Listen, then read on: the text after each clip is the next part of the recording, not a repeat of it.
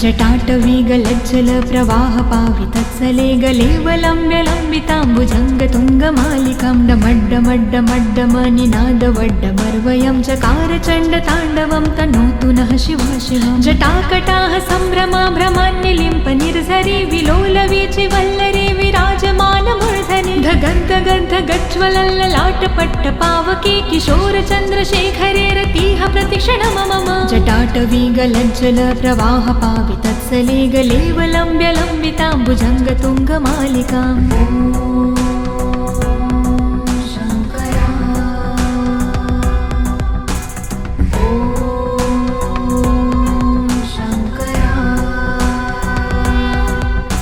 धराधरेन्द्रनन्दिनी विलासबन्धुबन्धुरसुराद्रिगन्धसन्तति प्रमोदमान मानसे कृपाकटाक्षधारिणी निरुद्ध दुर्धरापदे कवचदिगम्बरे मनो विनोदमेतु वस्तुनि जटाभुजङ्गपिङ्गल स्फुरत्फणामणि प्रभा कदम्ब कुङ्कुमाद्रव प्रलिप्त दिग्वधूमुखे मदान्धसिन्धुरस्फुरत्वगुत्तरीय मेदुरे मनो विनोदधुत्तं बिभर्तु भूतभर्तरे।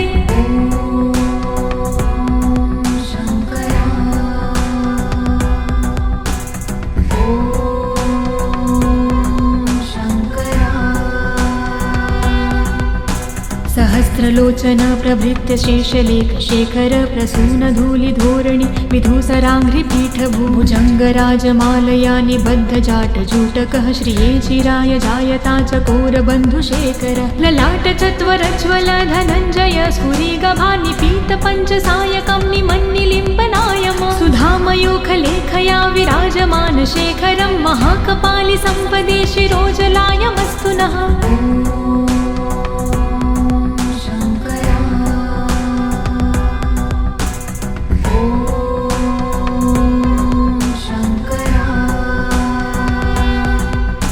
करालभालपट्टिकाधगद्ध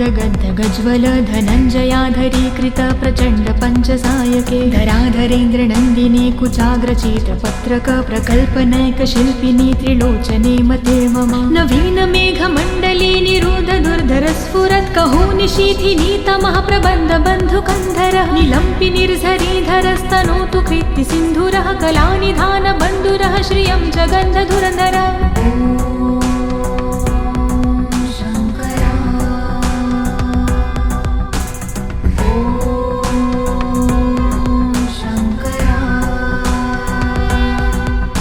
प्रफुल्ल नील पंकज प्रपंच काली मच्छटा विडम्बिकण्ठ कंधरारुचि प्रबन्ध कंधरं स्मरच्छिदं पुरच्छिदं भवच्छिदं मखज्जिदं गजच्छिदान्धकच्छिदं तमन्तकच्छिदं भजे। अगर्व सर्वमङ्गला कला कदम्ब मञ्जिरी रसप्रवाह माधुरी वृजम्भणा मधुव्रत स्मरान्तकं पुरातकं भावन्तकं मखातकं गजान्तकान्धकान्तकं तमन्तकान्तकं भजे।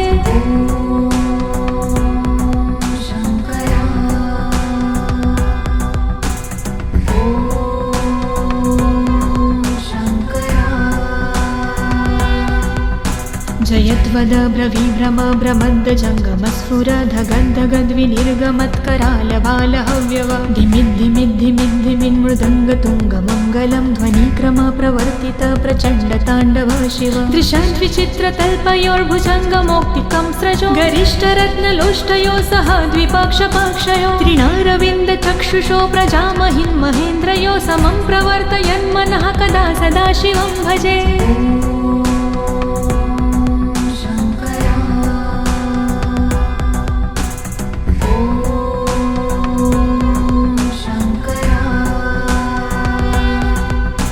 कदा निलिम्प निर्झरी निकूज कोटरे वसन् विमुक्त दुर्मती सदा शिरस्तमञ्जलि वहन् विमुक्त लोल लोचनोललाम भाल लग्नकः शिवेति मन्त्रमुच्चरन् कदा सुखी भवाम्यहं। निलिम्पनाथ नागरी कदम्ब मौल मल्लिका निगुम्ब निर्भरक्षलं धूष्णिका मनोहरः तनोतु नो मनोमुदं विनोदिनी महानिशं परिश्रया परं पदं तदङ्गजद्विषाचयः।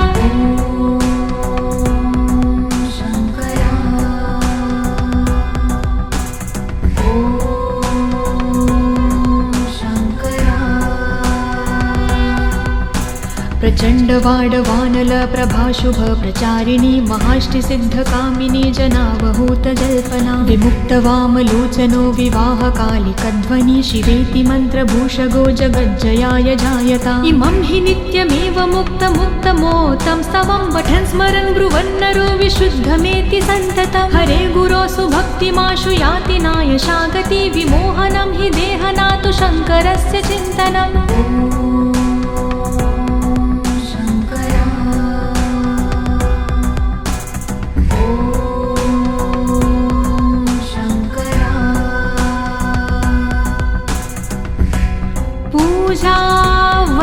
पूजावसानसमये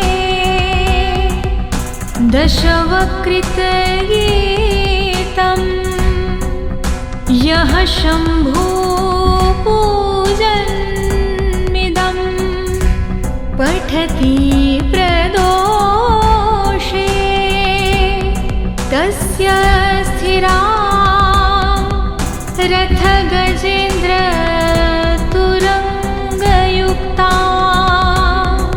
लक्ष्मी सदैव सुमुखी प्रददाति शम्भुः इति शिवताण्डवस्तोत्रं सम्पूर्णम्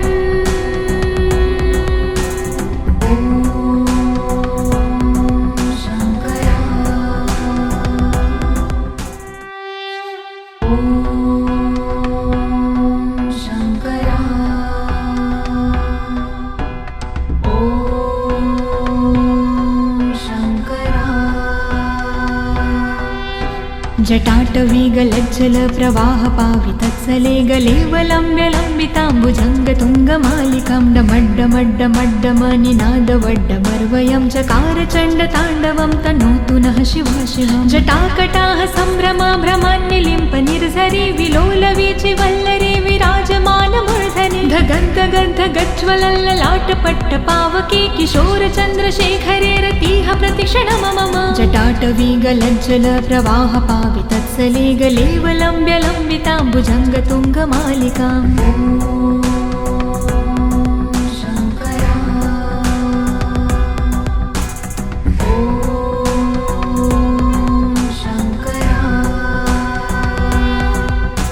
धराधरेन्द्रनन्दिनी विलासबन्धुबन्धुरसुराद्रिगन्धसन्तति प्रमोदमान मानसे कृपाकटाक्षधारिणी निरुद्ध दुर्धरापदी कवचदिगम्बरे मनो विनोदमेतु वस्तुनि जटाभुजङ्ग पिङ्गल स्फुरत्फणामणि प्रभा कदम्ब कुङ्कुमाद्रवा प्रलिप्त दिग्वधूमुखे मदान्ध सिन्धुरस्फुरत्वगुत्तरीय मेदुरे मनो विनोद धुत्तं बिम्भर्तु भूतभर्तरे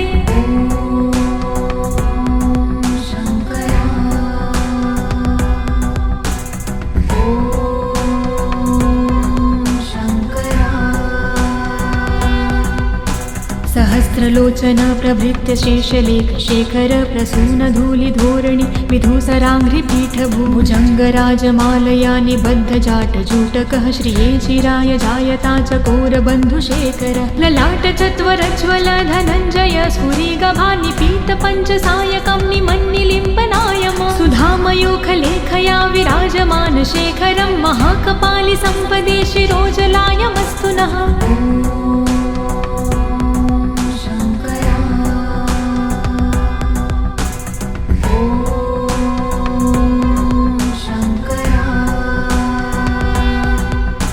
करालभालपट्टिकाधगद्धगद्धगज्ज्वल धनञ्जयाधरीकृत प्रचण्ड पञ्चसायके धराधरेन्द्रनन्दिनी कुचाग्रचीतपत्रक प्रकल्पनैकशिल्पिनी त्रिलोचने मते मम नवीनमेघमण्डली निरुद्ध दुर्धरस्फुरत् कहोनिशीथिनी तमः प्रबन्ध बन्धुकन्धरः निलम्पि निर्झरीधरस्तनोतु कृत्तिसिन्धुरः कलानिधान बन्धुरः श्रियं जगन्धधुरन्धरः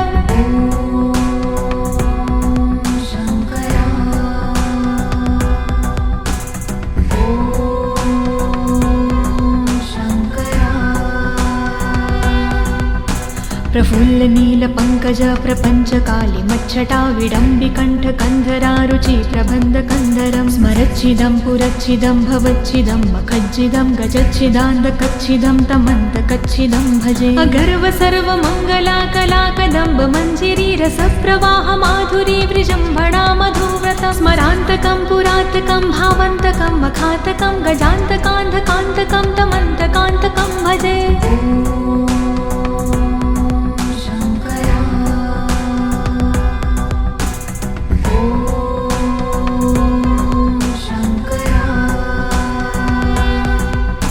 जयत्वद ब्रवीभ्रम भ्रमद् जङ्गमस्फुरधगद्धगद्विनिर्गमत्करालबालहव्यव धिमिद्धिमिद्धिमिद्धिमिन्मृदङ्गतुङ्गमङ्गलं ध्वनिक्रम प्रवर्तित प्रचण्डताण्डव शिव दृशाद्विचित्रतल्पयोर्भुजङ्गमौक्तिकं स्रजो गरिष्ठरत्नलोष्टयो सह द्विपक्षपक्षयो त्रिणारविन्दचक्षुषो प्रजामहिन् महेन्द्रयो समं प्रवर्तयन्मनः कदा सदा शिवं भजे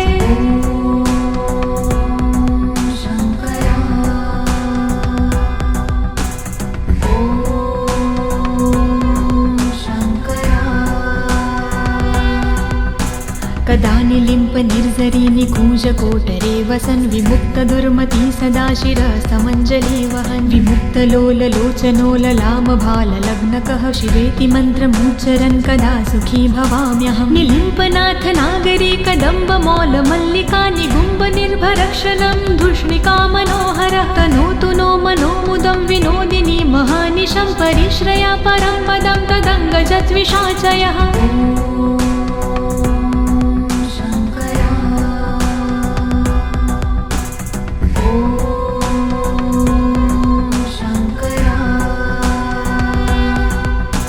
प्रचण्डवाडवानल प्रभाशुभ प्रचारिणी महाष्टिसिद्धकामिनी जनावहूतजल्पना विमुक्तवामलोचनो विवाहकालिकध्वनि शिवेति मन्त्रभूषगो जगज्जयाय जायता इमं हि नित्यमेव मुक्तमुक्तमोतं स्तवं पठन् स्मरन् ब्रुवन्नरो विशुद्धमेति सन्ततं हरे गुरोसु भक्तिमाशु याति नायशागति विमोहनं हि देहनातु शङ्करस्य चिन्तनम्